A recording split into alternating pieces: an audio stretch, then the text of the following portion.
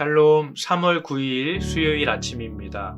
오늘 하나님께서 우리에게 주시는 말씀은 레위기 6장 27절에서 29절까지 말씀입니다.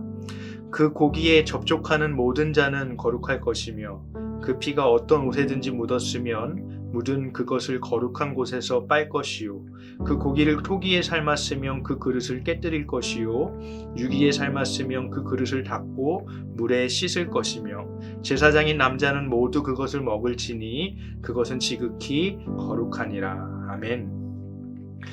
레위기 4장 말씀에 보면 제사장과 회중의 죄를 위해 드린 속죄제 고기는 진영 밖으로 가지고 가서 태우도록 명령하고 있습니다.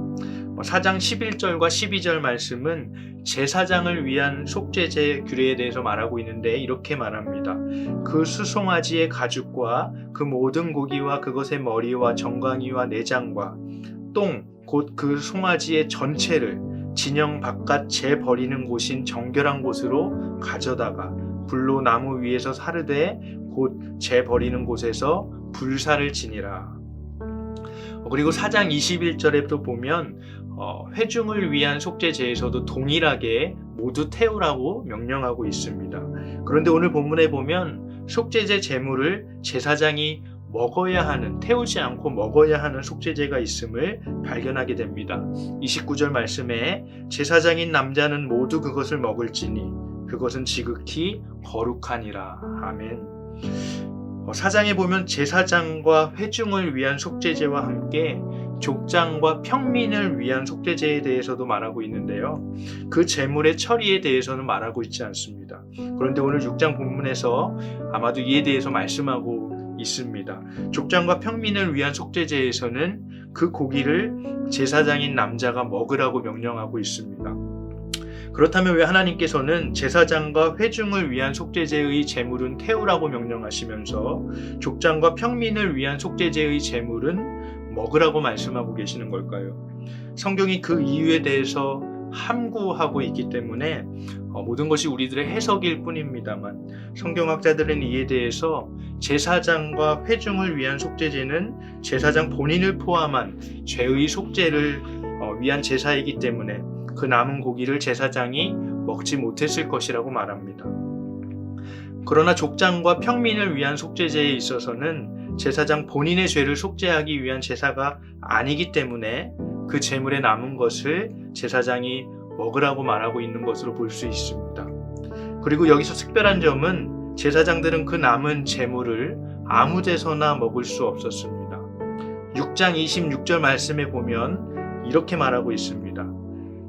죄를 위하여 제사 드리는 제사장이 그것을 먹되 곧 회막들 거룩한 곳에서 먹을 것이며. 아멘. 이것을 통해서 알 수 있는 것은 제사장들이 속죄 제물을 먹는 것도 속죄 제사 안에 포함된 의식이었다는 사실입니다. 아무렇게나 먹을 수 없었습니다. 선별된 장소, 거룩한 장소, 회막들에서만 먹어야 했습니다. 뿐만 아니라 오늘 우리가 읽은 본문 말씀을 보면 제사장들은 속죄 제사 중에 의복에 피가 묻게 되면 그 의복을 아무 데서나 빨 수 없었습니다. 회막들 거룩한 곳에서 빨아야 했습니다. 또 고기를 토기에 삶았으면 그 토기를 깨뜨려야 했습니다. 유기에 삶았으면, 즉 청동 그릇에 삶았으면 그 그릇을 닦고 물로 씻어내야 했습니다. 아마도 토기는 피가 그릇에 뵐 수 있었기 때문에 깨뜨리게 하셨을 겁니다. 여러분 한번 상상해 보시기 바랍니다. 속죄 제사를 한번 지낼 때마다 제사장들은 많은 것들을 염두에 두어야 했습니다. 긴장된 상태로 실수하지 않기 위해서 정신을 바짝 차려야 했을 겁니다. 속죄 제물을 먹는 제사장들이 그 음식을 정말 맛있다고 먹었을까요? 여러분 맛있었을 수도 있겠죠. 하지만 편안한 마음으로 그 고기를 즐기지 못했을 겁니다. 그들은 그 제사 의식을 지켜 행하면서 죄에 대해서 끊임없이 생각했을 겁니다. 죄가 얼마나 참혹한 결과를 가져오는지를 계속해서 생각했을 것이고 하나님의 은혜가 아니면 살 수 없다는 것을 계속해서 생각했을 겁니다. 어제 본문에서도 나오지만 오늘 본문 27절 말씀은 이렇게 말합니다. 그 고기에 접촉하는 모든 자는 거룩할 것이며. 아멘. 고기에 접촉해서 거룩해지는 게 아니라 대부분의 성경학자들은 정결을 유지함으로 고기를 먹어야 하는 것으로 해석합니다. 이후에 나오는 화목 제물에 대한 규정, 7장에 가서 있는 화목 제물에 대한 규정에서도 이러한 해석이 더 적절한 것이 드러납니다.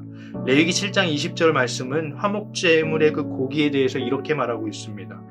만일 몸이 부정한 자가 여호와께 속한 화목 제물의 고기를 먹으면 그 사람은 자기 백성 중에서 끊어질 것이요. 그러니까 속죄제의 제물의 고기를 먹는 제사장들은 그 제사를 집례하기 위해서 언제나 정결한 상태를 유지하기 위해서 애쓰고 몸부림쳐야만 했을 겁니다. 거룩한 고기를 먹는 것은 그들에게 한편 거룩한 부담이었을 겁니다. 사랑하는 성도 여러분, 사순절 기간입니다. 우리는 죄에 대해서 얼마나 깨어 있습니까? 매번 넘어지던 죄니까, 사람이니까 하는 아니란 마음으로 작은 죄를 소홀히 여기고 있지는 않습니까? 오늘 본문에서 제사장들이 담당했었을 그 거룩한 부담을 우리가 오늘 하루 묵상해 보기를 원합니다. 오늘 하루 예수 그리스도의 십자가의 은혜를 기억하면서 거룩을 위해서 몸부림치는 저와 여러분들이 되기를 간절히 바랍니다. 이 시간에 함께 주기도문으로 기도하겠습니다. 하늘에 계신 우리 아버지여, 이름이 거룩히 여김을 받으시오며 나라가 임하시오며 뜻이 하늘에서 이루어진 것 같이 땅에서도 이루어지이다. 오늘 우리에게 일용할 양식을 주시옵고 우리가 우리에게 죄 지은 자를 사하여 준 것 같이 우리 죄를 사하여 주시옵고 우리를 시험에 들게 하지 마시옵고 다만 악에서 구하시옵소서. 나라와 권세와 영광이 아버지께 영원히 있사옵나이다. 아멘.